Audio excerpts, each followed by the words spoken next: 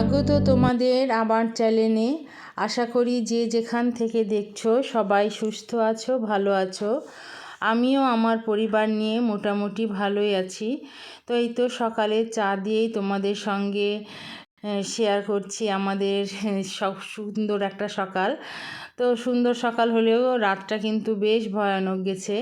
কারণ হচ্ছে কয়েকদিন থেকে হালকা শীত পড়লেও কাল রাত্রে হঠাৎ কেন জানি খুব শীত করছিল, আর তাড়াতাড়ি করে কিন্তু কম্বলগুলো বের করার দিশা পাইনি। তো সকাল হতেই সবার আগে বিশ্বর বেডের নিচে যেহেতু সব কম্বলগুলো ছিল, তো সেগুলো বের করে নিয়ে মা ছেলেদের সব রোদ্রে দিয়েছিলাম, আর সঙ্গে আমাদের সোয়েটারগুলোও দিয়েছি। মানে খুব মোটাগুলো না, কিন্তু হালকাগুলো হুডিগুলো তো বের করতেই হতো, তো সেগুলো বের করেছি। আর দেখো এর মধ্যে আবার হচ্ছে মিস্ত্রি চলে এসছে, মানে মেজারমেন্ট নিতে এসছে। কারণ আমি আমার জানালাটাকে থাই করব, কাঠের ছিল। তারপরেও তোমরা হয়তো বলবে কাঠের জানালা, আর আমি যেহেতু গ্রাউন্ড ফ্লোরে থাকি, কাঁচেরটা আসলেই বিপজ্জনক, কারণ রাস্তায় ছেলে মেয়েরা খেলাধুলা করে। তারপরে কিন্তু গ্রিলের কি বলবো, যে ডিজাইনের ভাগটা ওটা কিন্তু অনেকটাই ছোট করে দিয়েছি। আর দেখো কি আমার রুমটা এলোমেলো হয়ে আছে। মিস্ত্রিতে এসে আরও সব ফার্নিচার সরিয়ে এলোমেলো করে দিয়েছে। তো এই তো ছেলের রুমটাও দেখিয়ে দিলাম। আর এই দেখো ছেলের জানালাটা দেখে নিশ্চয়ই বুঝতে পারছো কতটা ফাঁক। ঠান্ডার দিনে প্রচুর ঠান্ডা লাগে। আর এটা আমাদের পুরনো জানালা যেহেতু, কারণ হচ্ছে আমরা খুব তাড়াতাড়ির মধ্যেই বাড়িটা কমপ্লিট করেছি। মাত্র 4 মাসের মধ্যে কমপ্লিট করে আমাদেরকে উঠতে হয়েছিল। কারণ আমরা যে বাড়িতে থাকতাম সেটা আবার কি বলবো, অন্য দিন তোমাদের সঙ্গে শেয়ার করব, অন্য কাজে লাগানো হয়েছে। তো সেটা তাড়াতাড়ি করে বাড়িটা কমপ্লিট করার পর বাড়িতে উঠতে হয়েছে।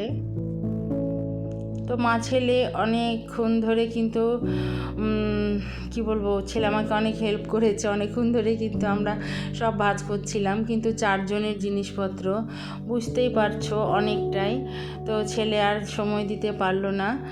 ইপসিতা এখন টিউশন থেকে চলে আসবে, তো সেও একটু সময় দিবে হয়তো।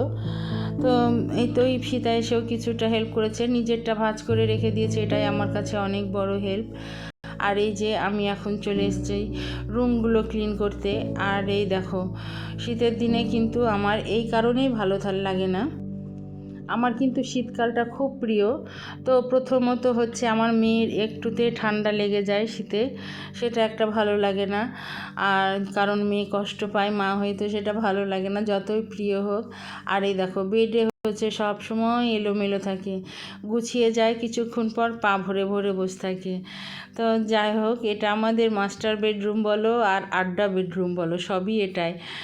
ওরা নিজে নিজের রুমে থাকলেও এখানে এসেই কেন জানি বসবে, বই নিয়ে এখানে বসবে, তারপরে আড্ডা দিবে, এখানেই দিবে। তো এই বেডটা আমাকে অনেকবারই ক্লিন করে নিতে হয়। তো দেখো তোমাদের সঙ্গে গল্প করতে করতে কিন্তু আমি রুমগুলো বলতে সবটাই বাড়িটাই পরিষ্কার করে ফেলেছি। কারণ অফ ক্যামেরায় করে নিতে হয়েছে, আজকে মাদের বাড়িতে খাওয়া দাওয়া, সে কারণেই সকাল থেকে কিন্তু এতটা কাজ করার সুযোগটা পেলাম, যেহেতু রান্না করার তাড়াহুড়োটা নেই। তো মাদের বাড়িতে খাবো, সেই কারণেই তো চলো তাড়াতাড়ি কাজ করে নিলাম। তো বাড়িতে অনেক কাজ করার পরও কিন্তু আবার দেখো স্নান করে এসেছি, তারপরেও কিন্তু রান্না করতে হয়েছে। এই তো কারণ আমাদের 3 বোনই, বাবা মায়ের তো আর কেউ নেই। আর আমরা থাকতে মাকে তো আর রান্না করতে দেবো না। তো এই তো আমরা 3 বোনেই রান্না করেছি।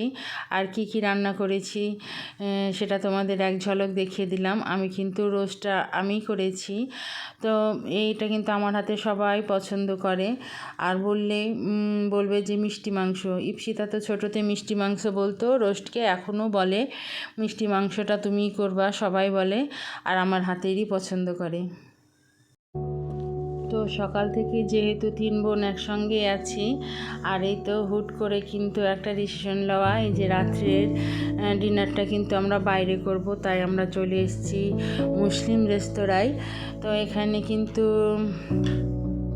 অনেক কিছুই আইটেম আমরা মিস করে গেছি, কারণ আমরা কিন্তু অনেকটাই পরে এসেছি, মানে রাত করে এসেছি, বললাম না হুট করেই হচ্ছে ডিসিশন নেওয়া। তো তো চলে এসেছি। আর এই দেখো আবিশাবুড়ি কিন্তু আমাদেরকে এক এক সময় এক এক রকম নৃত্য প্রদর্শন করে দেখাচ্ছে, মানে ও খুবই হ্যাপি, বাইরে বেরিয়েছে সবার একসঙ্গে। এই তো বাচ্চাগুলো এভাবে সবার সঙ্গে একসঙ্গে বড় হয়ে উঠবে, এটাই কিন্তু যাই হোক আপনত্বটা থাকবে। জানি না এই মোবাইলের যুগে কিন্তু আমাদের থেকে কিন্তু বাচ্চারা বা বড়রাও একটু একটু করে দূরে সরে যাচ্ছে। তো বাচ্চাদেরকে এভাবে একটু সময় দিলে কিন্তু ওরা আমাদের কাছ ফিরেই থাকবে। তো ছেলে মেয়ে সবাইকে নিয়ে 3 বোনে চলে এসেছি খেতে। আর এখানে কিন্তু আমরা অনেকটা খাবার মিস করে গেছি, কারণ আমরা অনেক পরে এসেছি। তো যাই হোক আবার কোনো দিন হবে। তো এসছি অনেকক্ষণই হলো, বাড়ি চলে এসছি বুঝতে পারছো। আর যাওয়ার সময় তো অনেক ছড়িয়ে ছিটিয়ে কাজ বাড়িয়ে যায়, আর আসার পর সেগুলো কমপ্লিট করলাম। আর এই জামার কাপড়গুলো কিন্তু শুকিয়েছিল না, তো সেগুলো ডাইনিং টেবিলে আর এই তো সিঁড়িতে সব এগুলো দিয়ে দিয়েছি, সেগুলো তোমাদের সঙ্গে একটু শেয়ার করে নিলাম।